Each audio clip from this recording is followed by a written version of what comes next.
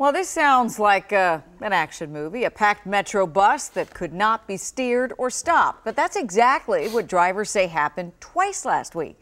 So now Metro has voluntarily parked about 5% of its bus fleet.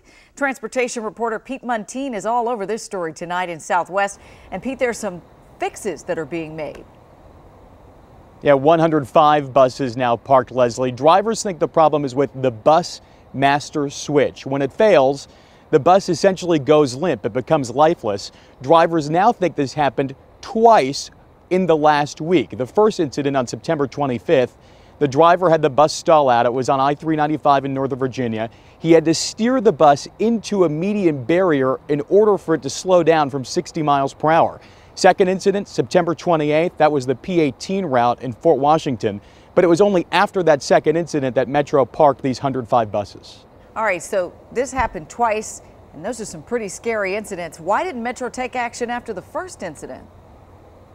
Now, that's the million-dollar question that drivers want to know. In fact, I talked to Metro's largest transit union, and members think that Metro should have done something about this earlier. In fact, they think they had proof that this was going on September 26th, the day after the first incident. They showed me this email exchange between one of the maintenance supervisors emailing other maintenance supervisors warning about the problem with the ignition switch.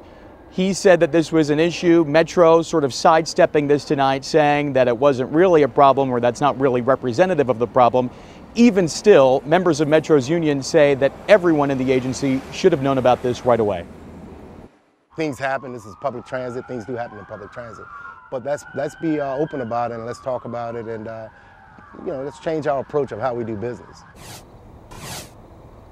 All right, Pete, so if you can't steer a bus and you can't stop a bus, I'm assuming the riders are in danger too? Well, that's what drivers will definitely tell you tonight. They think that thousands of riders were put in jeopardy over these 3 days when the buses were still out on the roads doing work, revenue service. This ignition master switch is a really big deal. It controls everything from the electrical system on the bus to the power steering, even the doors. They think that riders were definitely in danger. Metro tonight still investigating. We're waiting to find out some answers from them too. All right, sounds like a big deal. We know you'll stay on top of it, Pete. Thanks.